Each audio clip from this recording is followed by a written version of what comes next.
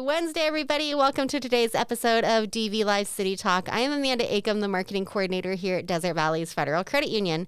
Before we dive into today's episode, make sure you hit that subscribe button so you never miss a conversation. Welcome. Hello. Thank you. How are you, Dominic? I'm doing well. So for people watching, can you tell us who you are, what you do, and a fun fact about yourself? Yes, absolutely. My name is Dominic Heiden, and I work for State Senator Shannon Grove. I'm one of her field representatives, so I go out to community events and meetings on her behalf when she has to be up in Sacramento. Okay.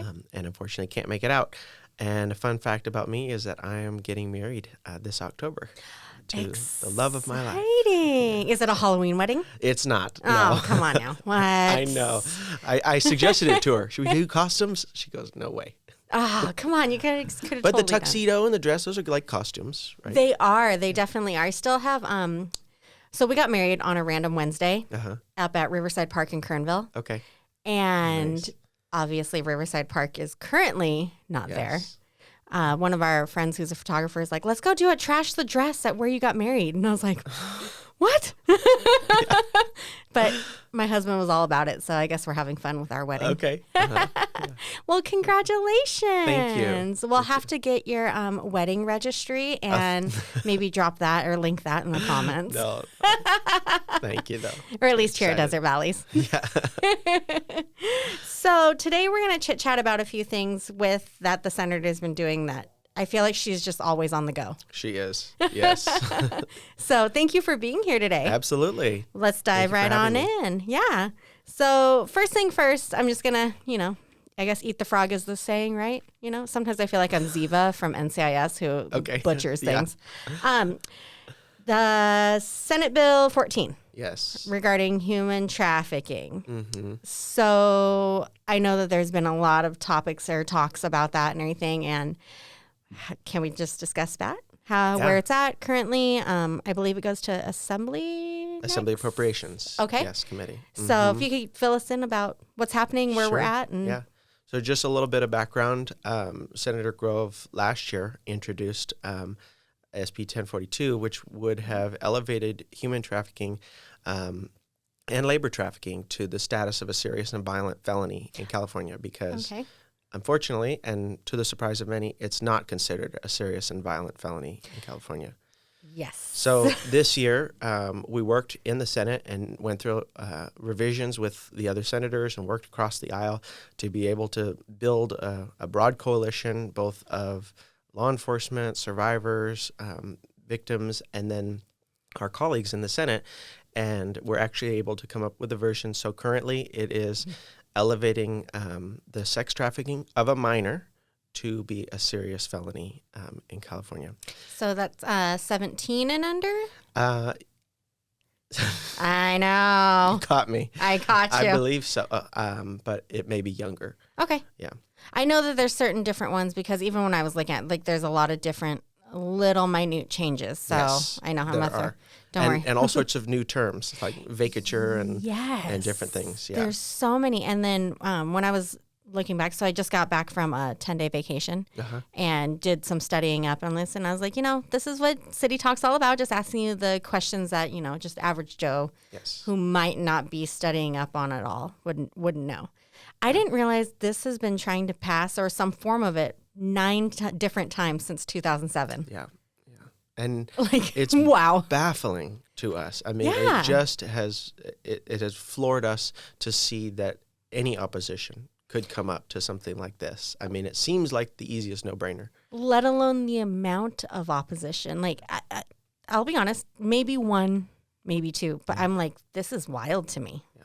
So the bill we were able to get it out of the Senate unanimously. All 40 senators voted in support. There wasn't a single one that abstained. It was unanimous. That was a huge win, and we're really grateful for that. And then come over to the Assembly side, and unfortunately, the Public Safety Committee voted. They didn't move it forward. So it's not necessarily they voted against it, but they didn't allow it to move forward out of their committee. okay.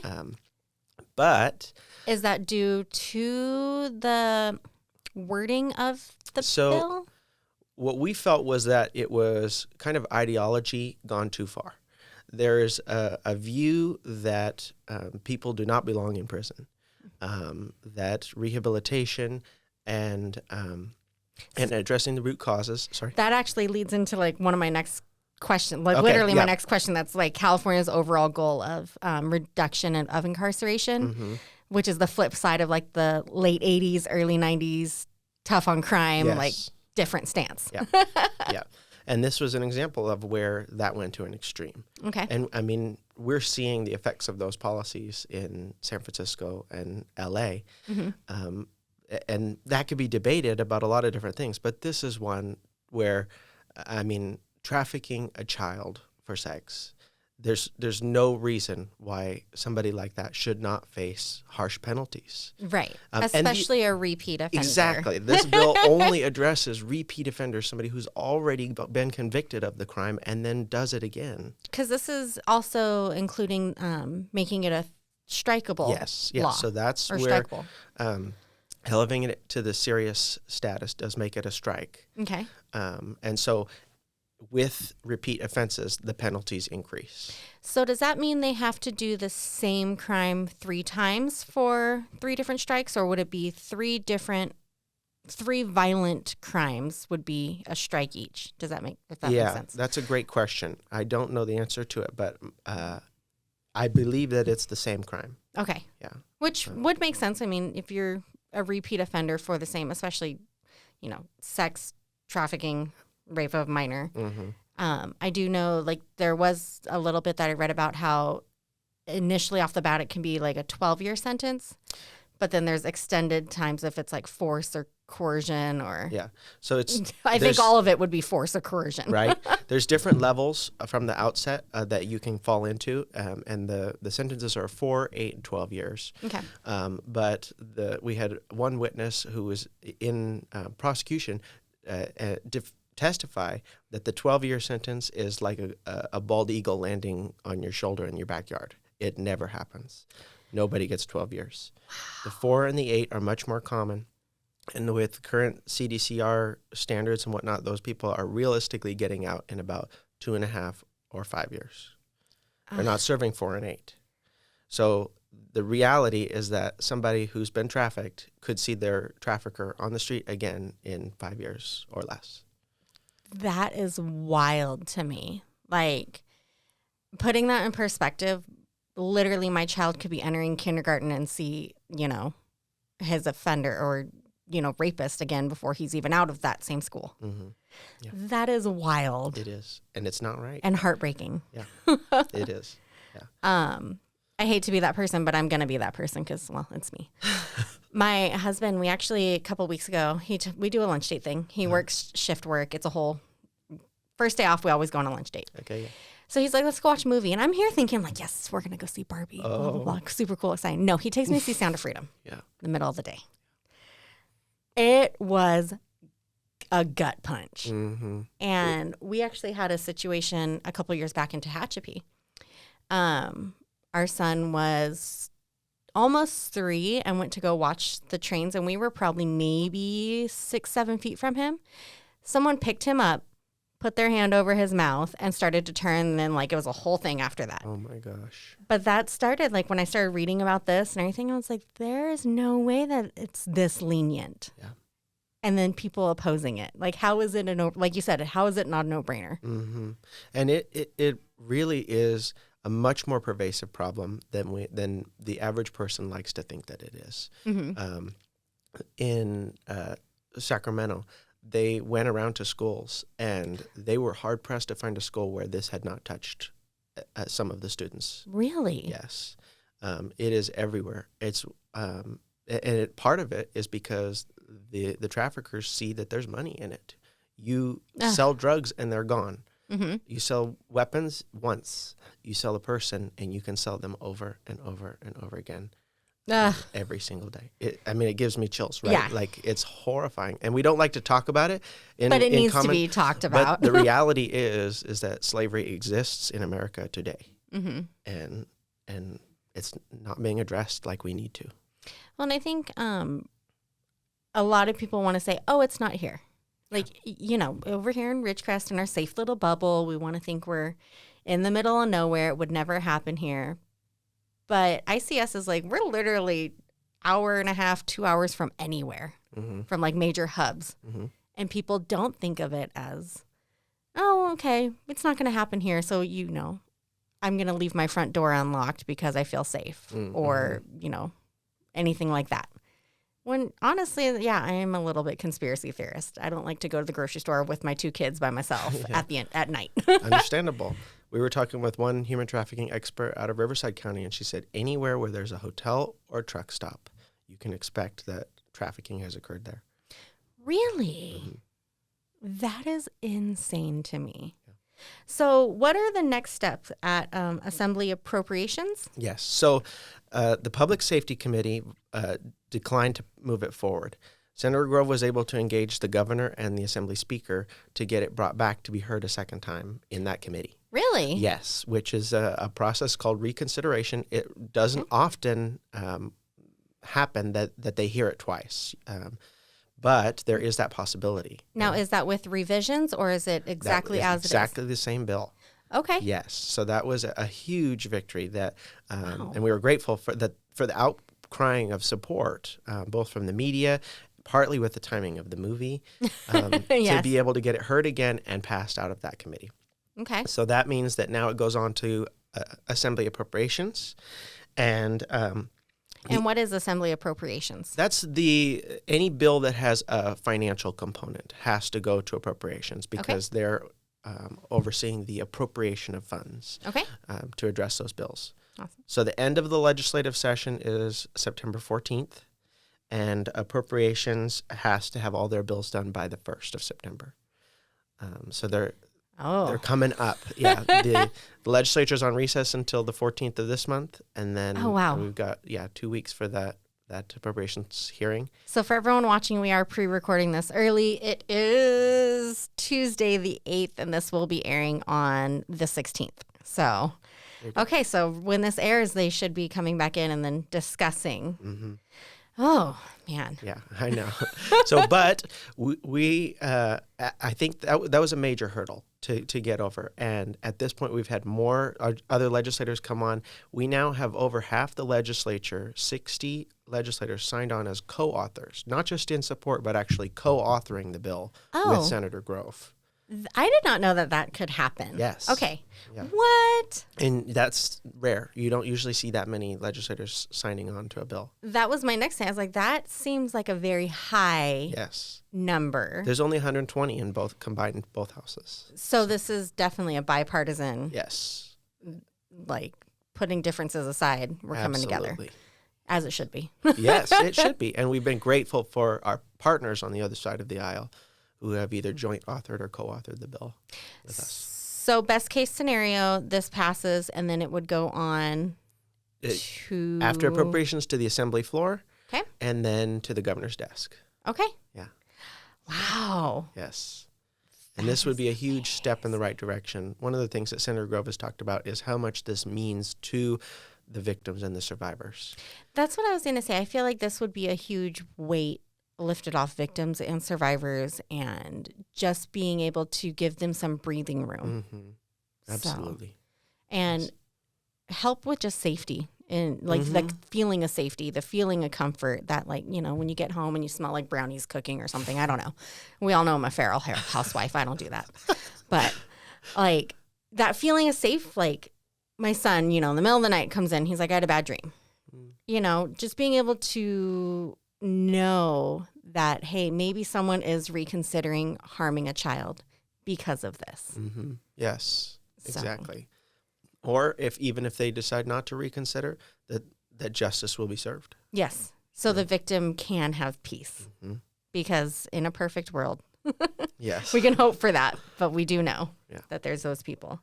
Well, thank you. And absolutely, it'll be awesome to see how this plays out and to hear the support that it is getting right now. Yes. Yeah. So next thing I would like to discuss is the water infrastructure grant. Mm-hmm. So we all know water's a hot topic around these parts. Yes, for sure. It makes me think of the movie Rango. Oh, uh-huh. Yeah, we got some rattlesnake jakes and stuff. Yeah. It's fine. So the first that I saw was July 10th. It was secured that the infrastructure grant? In the state budget. Okay. Mm-hmm. And I only found like maybe like 2 articles on this. The Daily Independent covered it fairly well. There was additional damage on a main line? Mm-hmm. Yeah. So my understanding is that the water line is surrounded by concrete, and the concrete cracked, possibly in relation to the 2019 earthquakes. Mm-hmm. And then moisture has been able to seep in and corrode the steel pipes inside. Oh, okay. So that's where it had, because it's been shut down for a little over a year now. And this is a line that goes to mostly the base? It's a main transition line. And without it, the water district loses access to 2 of their main pumps, or their wells. I did not know it was 2. Yeah. Okay. And then, yes, it connects with the base as an emergency connection there. Okay. So it's a pretty critical water line.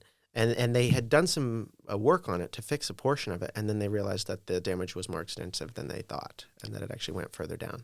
Oh, okay. So that's when it was closed down, I believe, because I believe we had Director Boyd on, and we discussed part of that as well. Yes. And so the work that Senator did? Yes, yeah. So we were able to secure $3 million for the state budget towards this, and the district and the base are applying for what's called a Defense Community Infrastructure Program grant. Okay. Through the Office of Local Defense Cooperation. It's a military grant, DOD grant. Okay. But it requires local matching funds. So this will provide those matching funds for them to be able to possibly get approved for that grant. Oh, okay. So instead of we have the possibility of up to $6 million to help correct or fix the issues. Mm-hmm. That's amazing. Yes. Oh my gosh. Because I know that one of the quotes she had I loved was that it benefits the Ridgecrest, the community, as well as military families and our soldiers. Yes. I just love that. Right? I do. Absolutely. I know a lot of people that live here, it's like, oh, we have the base. Everyone talks about it, but it's like going beyond that and remembering what that actually means and who works and why we get to sit here and chit chat about these things. Exactly. Yeah. Totally. And this is actually, we were able to secure funding last year as well for water in Ridgecrest, for the city water project. Okay. Mm-hmm. So we've been successful, and that's a large part due to the efforts of Senator Grove up there in Sacramento advocating for our local communities. And I think that's great to know that she knows Ridgecrest so well. Yeah. I think the first time I ever met her was at Parade of 1,000 Flags. Okay. Uh-huh. And, in my mind, it's like you don't typically get to meet people like her or Kevin McCarthy or even Vince. Yeah. And it's like being able to see you in person in our town and something that's so monumental for us is so fun. Mm-hmm. Yeah. And the reality is they're just ordinary people like you and me. Yes. And the challenge is kind of we in our communities, we want them to be everywhere all the time, but they have really important work to do up in the Capitol. And then when they're down here, they're running around trying to go to everything possible. Well, we enjoy having you guys here too. Don't get me wrong. We are normal people here. Yes. But what was it? There one time I had Supervisor Peters on. Uh-huh. And watch that episode. It sounds so like fancy. Oh, you did? Yes. So yes, I love talking about him about almost being thrown off a horse. Uh-huh. At Whiskey Flats. Yeah. And I'm like, wow, you are a normal person. Yes. So it's a good time. I don't go near horses. Right. And Senator Grove's got a ranch, with her grandkids. Just, she and her husband, they like to ride horses and dogs. Does she do the flag? Does she hold the flags when she's riding horses? She will ride with the California flag to rodeos sometimes. Yeah, it's a lot of fun. Oh my gosh. My niece just started doing a little bit of flag work. Uh-huh. And then also my son, actually Nick Wakely, who's over here off camera, his daughter let us borrow her saddles to see if my son liked it. Okay. He's out there standing on the horses and all this stuff. Gosh. Yeah, not me. Complete opposite. It's a lot more work than you might think. I have a coworker, and she had the American flag, and it could get tangled up. You have to really position your horse right. Not for me. Okay, the horse has its own brain. I respect it as a creature. I ain't got to do anything else that could possibly, kill either of us. Yeah. But it is amazing to watch. And, I had to ask that because I knew she rode. Yes. But now this whole new thing, and I'm like, that's so scary. Yeah. So she's braver than me. Way more brave.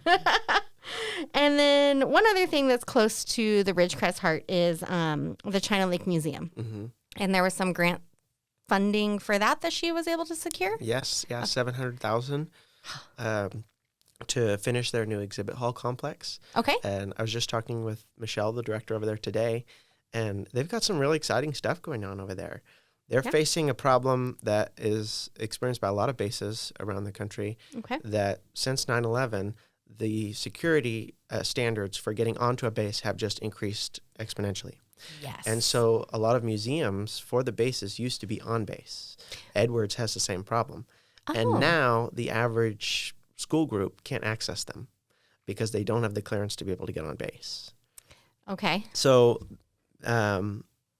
the China Lake Museum has been working to move off base, to transition to over here off China Lake Boulevard.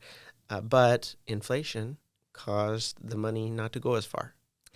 Because of supply and demand, supply chain shortages, all of that.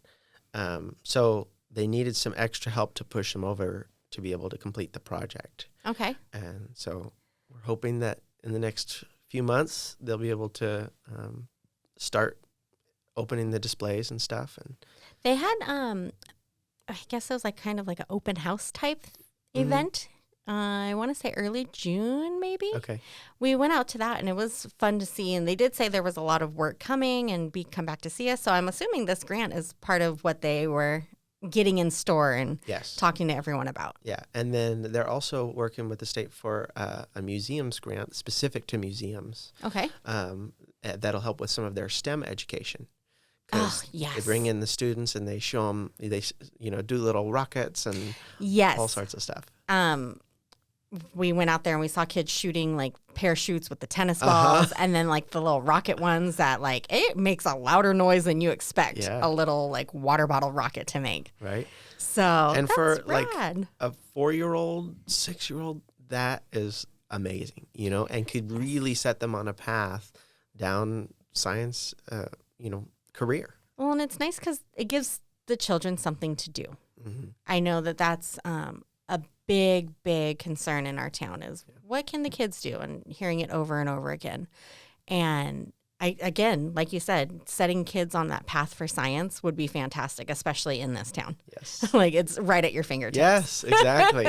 Exactly. So that's great work to hear that that's happening. And I'm excited to see more of the hall be able to be open. Mm-hmm. Me too. Like you said, the access to the base has gotten so hard, and understandably, don't get me wrong, but being able to have that opportunity to come on this side of the fence and still share our town's culture and history, I think that opens it up to a lot more people, even passers that are coming through, Petroglyph Festival. Mm-hmm. So hopefully. Yeah, it draws people from all over. These military-based museums get international visitors. Really? Yes. So I wonder, do they still have the challenge coins? Like, can you go get coins? Yeah, at some of them they do. Yeah, I don't know if the China Lake one does, but probably. I'll be honest, when we went there, I bought rubber ducks. Oh, I'm a duck person. Nice. Yeah.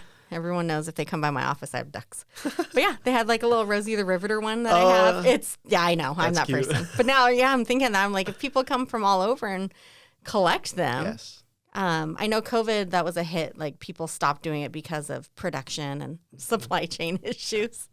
So we'll have to go check that out. Maybe next time we'll do one on location when you're here. That'd be fun. Yeah. Speaking of which, when you come down here, how can people get in touch with you? Yeah. So we're doing mobile office hours every second Tuesday from 1:15 to 3 at the library. Okay. And folks can drop in. Or they can make an appointment. The library over off of Las Flores? The Kern County Library. Kern County Library. Okay. Yes, Yep. Just across from the museum. Yeah. I was going to say, wait, in that little cove right across from there. Exactly. Perfect. So 1:15 to 3? Yes. Okay. That's fun. And they can just come chat with you about events, current events, questions. And we're always available by phone or through our website. Okay. But this is an opportunity to where if somebody does feel like they want to talk to us in person, they don't have to drive to Bakersfield. Well, cool. And I will definitely make sure to put your information in there in the show notes for anyone who wants to get in contact with you. That'd be great. So one last thing is this last weekend, you were at the Lions Club 75th anniversary celebration. Yes. And a mayoral birdie, a little birdie that we all know, who's not allowed on the show right now. I need other guests. Here I am. I know. I like talking to other people. Yeah. And thank you for having me. Yes, absolutely. He told me you had some great words on service clubs. So that's what he said. Yes. All I mentioned is that unfortunately we've lost a lot of our civic engagement. So many people, including myself, sometimes I will admit, are plugged in and tuned out. You know, we're at home, we're on the computer, and the extent of our social engagement is message boards or Facebook. Scrolling with a like. Right? Yes. And it's not the same. Groups like the Lions, the Rotary, even church service organizations, Little League boards. Little League boards, everything. What they foster is they bring people together who they share that one common thing that they're working on together, whether it's that I'm Rotarian, you're Rotarian, or I'm a Little League board member, you are. But then they're getting to know one another and doing life together. And as they do that, they realize that the things that they're different on maybe aren't quite as dividing as they would think they were. So you could find somebody, like I've had experiences in church where, a Republican and a Democrat, they have a shared faith that transcends those differences, and they can be friends, they can go out to lunch, they can have fun together, and the common interests helps break down the barriers. I love that. Okay, Eric, you were right. You did. You have and that's not my idea. I mean, no, but to be able to hear it and voice it is different than. I think I speak for all of us in the room, you too, Nick, that we all want to engage with people and do things beyond that and help for the greater picture. For so many years, you sit on the sideline, you can complain or hear the complaints. How do you be part of the bigger picture and be the solution? Yes. Then. Yeah. So I love that, at Desert Valleys, we love supporting the community. We obviously supported the Lions too as well with the 75th, but to hear other people voice that is fantastic. Yeah, absolutely. And people looking more to how they can serve than being concerned about what they get out of, everyone else. I think sometimes it's a little scary too because, like you said, people aren't being maybe as active as they could be in those groups or volunteerism, things like that. I don't know if maybe that's a COVID effect. Do we still have COVID effect? Is that a thing that we still say? I don't know. But just getting out there and trying. I mean, it's a little daunting sometimes. It's a little scary. Like, no one wants to be wrong or be awkward or, a lot of people don't want to, be opposition either. Ooh. And even beyond service organizations, just interest groups, chess club or dance night, all those sorts of things bring people together. And it's an opportunity to get out of your house and have some fun, do something. Yes. And especially the service organizations, the camaraderie is so much fun. They have so much fun at their meetings. And I know. I'm actually blown away at how much fun some people have. Yes. Well, wait a minute. This is like a party the whole time? Yeah. You don't sit here just talk about agenda. You hear agendas and minutes and things like that. And it's like, ugh. No, they're doing spinning wheels and we love fun the hats. spinning wheels around here. Yes. We love that. We just had our annual meeting, which right before the show, we were telling you about credit unions and who they are and things like that. One of the things you have to do to check a box is have an annual meeting with your membership. Well, before it used to be like coffee and donuts and about 6 people would show up. Okay. No. Yeah. Well, at the end of last month, we broke the record selling over 1,200 movie tickets, discounted movie tickets. Okay. Our membership could go watch any movie playing, including Sound of Freedom or Barbie or Oppenheimer, for $2.50 a ticket. Wow. In an evening show. Wow. That's really good nowadays. Yeah. So we still got to do the annual meeting, the stuffy, part with a movie trailer. We talk about our numbers and things like that. But we got to get out and have fun. Yes. And community. And there was never a dull moment. Like being able to see people face to face and hear their stories. I believe we had a member who's been a member for 47 years was there. Uh-huh. And so, like you said, just getting out in the camaraderie and hearing that and chit-chatting with people, you don't get that from a screen scrolling. And, I so far I haven't seen anyone on the Desert Valley's Facebook say, hey, I've been a member for this long. Yeah. But getting out there in person, I have. Yeah. So, yeah. Absolutely. I think that's a great thing to be a part of. Get out there, find a group. Mm-hmm. And if it doesn't work, find a different group. Try something. Yeah. And like you said, if it doesn't work, try something else. Yeah. Just keep going. And if you don't want to go alone, bring a friend along. Yes. And then you can do that together and meet new people and make new friends. Go volunteer at the animal shelter. That's always fun. Yeah, exactly. They always need people. There is no shortage of need for volunteers. No. As of right now, how many? I feel like all the time you hear across the whole county, volunteers are needed or different events that people want to go to might be canceled because there's not volunteers. Yeah. I know we're getting close to the fireworks show here. Mm-hmm. And people, like the day of, were like, we still need volunteers. Yeah. So there's always something for someone to do. Definitely. Well, thank you so much, Dominic, for being here. And Thank yes, you. Now you're suckered in. You got to come back. I'll be here. Awesome. Well, I will definitely link to all your information. Thank you. If people want to chit chat with you and if they can't get a hold of you, feel free to message myself, the Desert Valley's page, and I will make sure it gets to him. Thank you. I hope you have a safe drive home. Thank you. Appreciate it. And thanks for having me on the show again. Absolutely. And everyone out there, make sure you head on over to the City of Ridgecrest YouTube page and watch this evening's City Council meeting starting at 6 p.m. Bye, guys.